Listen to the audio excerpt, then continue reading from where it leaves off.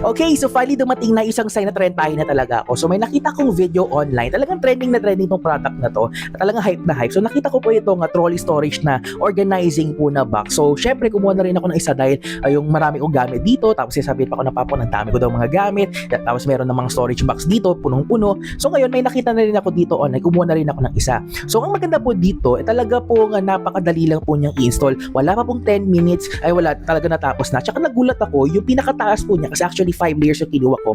Merong 3, merong 4. Pwede mo po siyang i-build. So pwede mo po siyang damihin kung gusto po din. Syempre depende lang kung anong gaano kadami. Yan, tapos nilagyan ko na rin po ng kanyang rollers. Talagang maganda rin po yan. So yan, naglagay ko ng isang sample po sa inyo na isang box po. Tsaka kasyang-kasya po talaga. So papakita ko naman sa inyo kung ano po ba example nito. Okay, so ito po yung aking mga storage boxes po dito. Maliban pa po dun sa gilid na yan.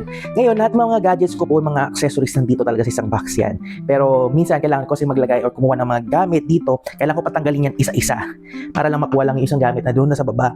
But ngayon, hindi ko na problema yan kasi ito na po yung ating organizing trolley. So, napapansin po ninyo, kung kanina sobrang taas po niyan, pero ngayon sobrang liit lang. At ngayon, hindi po na problema pong kumuha ng mga gamit kasi ganyan lang, kukunin ko na lang siya or isa-isahin ko na lang, tanggalin ko, tapos pag kailangan ko na, babalik ko na lang siya ganito. At ang maganda po dito sa mismong trolley na to, pwede nyo po siyang damihan. So, for example, 5 lang kasi ito, pwede nyo pong mabili hanggang 5. Pero kasi natatanggal po itong taas na to, pwede nyo pong dagdagan pa yan ng dagdagan kung gusto po ninyo. At ang maganda po dito, trolley yan. So, maganda dito, pwede akong magwalis, tapos, babalik ko na lang siya. Yan, di mo na problema yan. Now, talagang stay saving po ito. Click nyo na po yung product link sa video pa na ito.